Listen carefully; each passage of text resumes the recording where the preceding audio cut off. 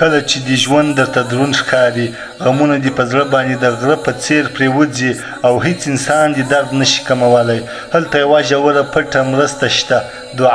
دعا یوازې د خولې خبرې نه دي دا د زړه چیغې دي چې مستقیم د الله جل جلاله تر عرشه پورې رسیږي هره اوښکه چې د دعا په وخت کې تویېږي د رحمت د سیند یو څاڅکی ګرځي هېڅکله مه وایه چې دعا مې قبوله نه شوه ځکه الله جل جلاله یا ژر درکوي یا ښه درکوي یا د شر څخه دې ساتي نو هر وخت چې دې زړه ډېر دردېږي ووایه یا الله بس ته یې یا الله جل جلاله زموږ دعاوې قبولې کړه زموږ د زړونو ټوټې بیا سره ونښلوه د غم پر ځای موږ ته د سکون سیوری راکړه او په هر ازموینه کې د صبر او ثواب لاره اسانه کړه دعا یوازې د یوه انسان نه بلکې د یوې ټولنې د امت بخت بدلولی شي د دې پیغام شریکول ستا لپاره صدقه جاریه ده سبسکرایب کړه تر څو هره ورځ د زړه سکون لپاره نوې خبرې واورې